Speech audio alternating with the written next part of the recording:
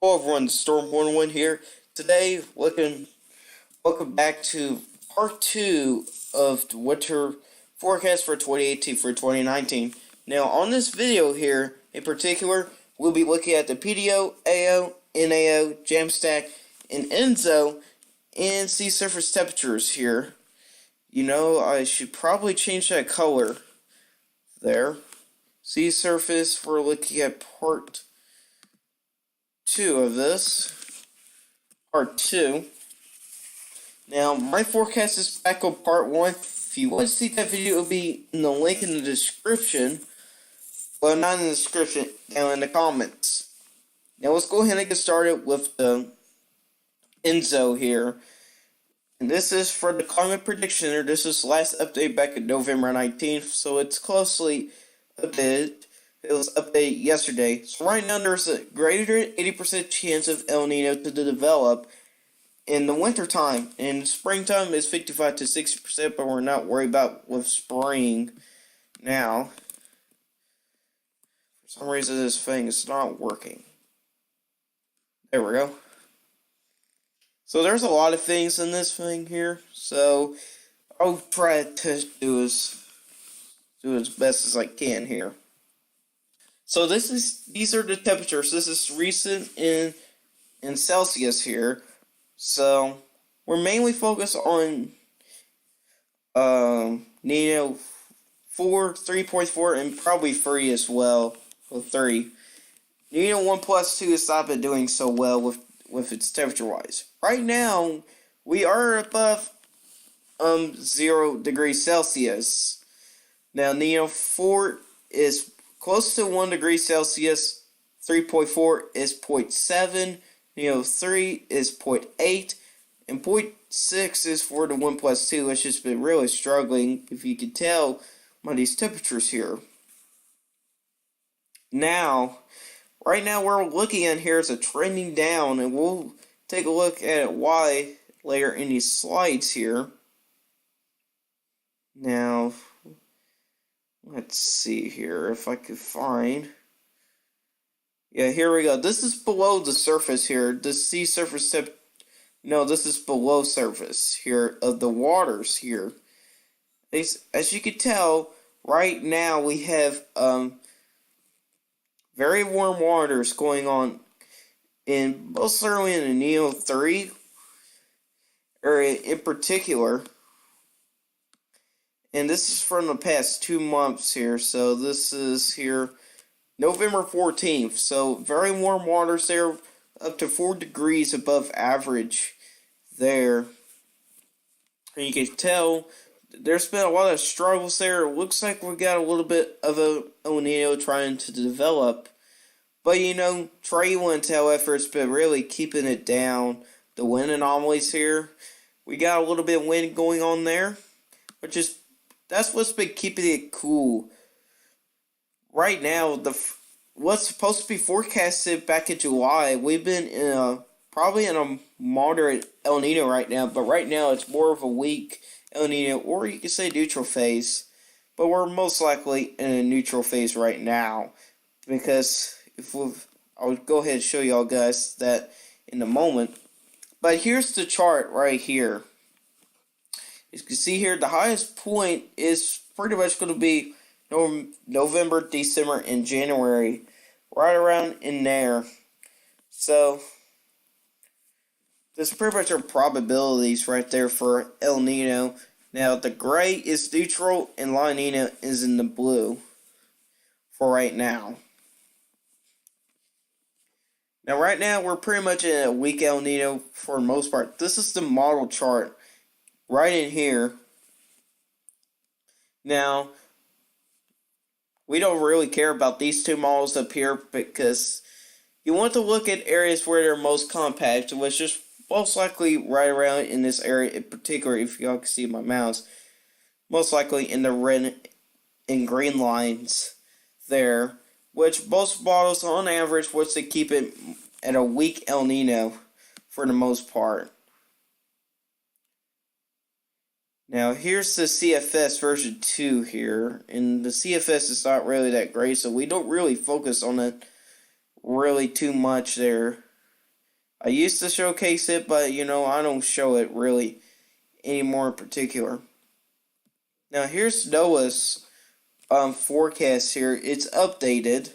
So we're taking a look at here. It seems like temperatures are the same, but in precipitation, it's way different than the last one here.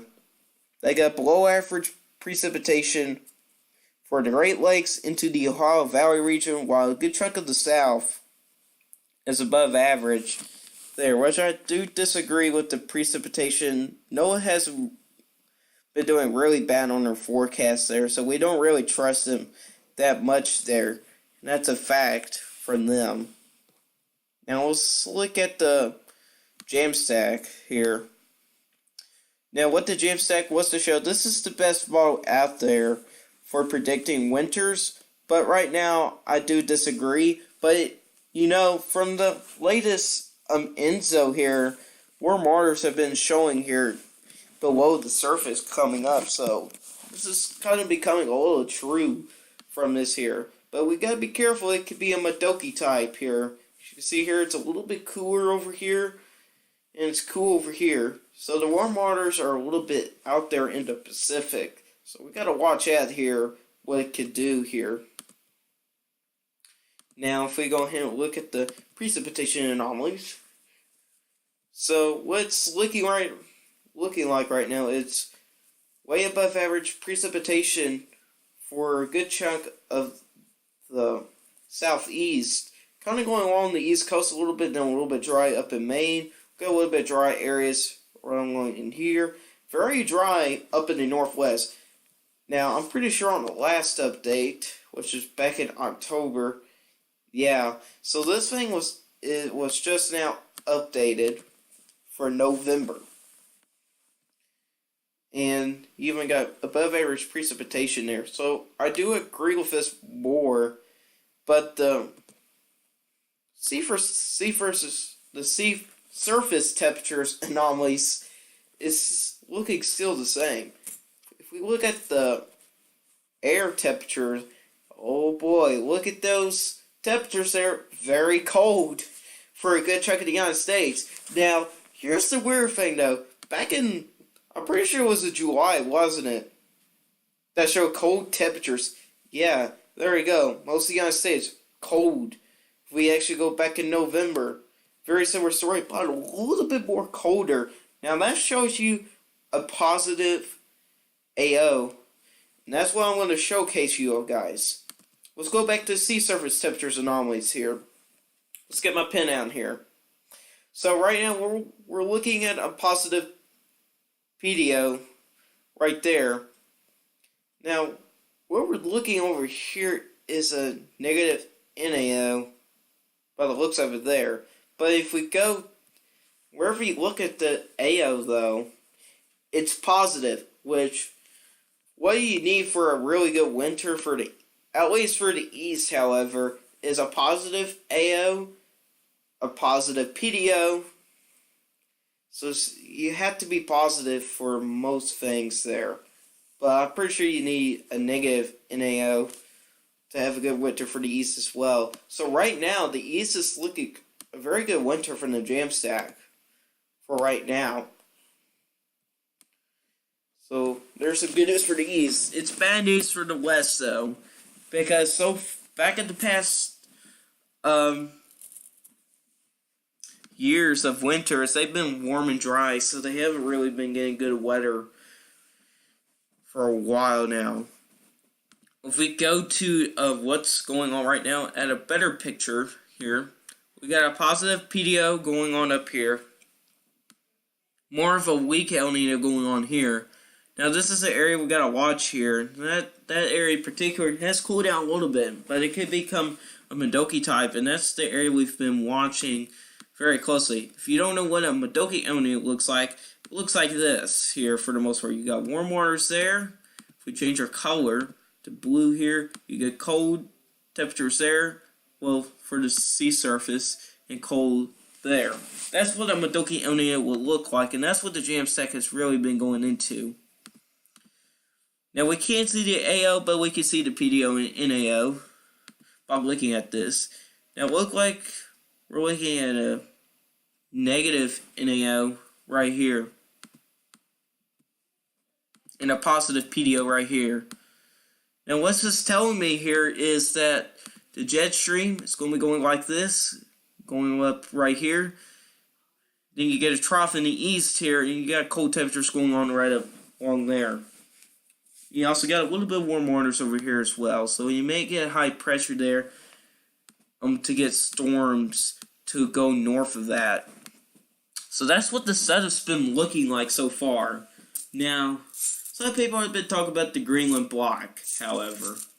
But we could try to see that for the CFS model, which is one of the worst models out there. But you know that this is what model to show for the AO outlook here. So the CFS model, it's not really that great because it's got this tendency to be warmer. But you know, it's something to look at. So here's December. Now this is a little bit of a confused AO, but it looks like we're more of a positive AO, which it's looking to be a little bit cooler in the east. So if we drop this a couple degrees, it'll be cold out here in the east and warm in the Central Plains area. It'll also be a little bit cool out over here as well. And sorry for the background noise. And we got cold temperatures up here. We may even try to get a Greenland block. It's a possibility. What a Greenland block does is it's a high pressure over Alaska, which we got over there, and high pressure over Greenland. Now, cold air's got to go somewhere, so it splits between those two high pressures, and it brings cold temperatures for the United States. It does still makes it a little warm for the west, but, you know, it's a little bit better. For at least. That's what we saw last year for the beginning was a Greenland block. That lasts for 1 to 2 months, so that's how long they usually last. And it was on the borderline of that. And so we had a very long winter last year, 2017 for 2018 for the east. It was a long one. Started from December all the way to the end of April, which was a very long winter. Now, for this winter, however, we are starting a little bit early than the last winter, so it could end a little bit early as well, and that's like probably in the mid-March. It's probably when winter could end, and that's what you usually see. Now, that's January, February, however, pretty warm. You can see here, it's not that great, but March here, it's a little bit agreeable than this one here. It kind of shows you that that CFS is not good with their forecast, so we're not going to go into detail of that one. So that's all I got for y'all guys today. Hopefully you enjoyed part 2. Like I said, I'll put in the link for the first part in the comment section.